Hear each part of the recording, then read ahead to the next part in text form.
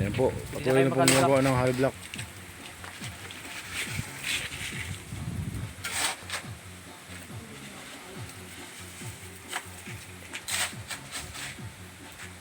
Ito pala yung ano niya, ito pala yung ano ni Kuya Luken. Ay ano naman yan, mataas ang ano yan. Timplado yan. Siguro tayo sa ilog Dali ko tayo no! No!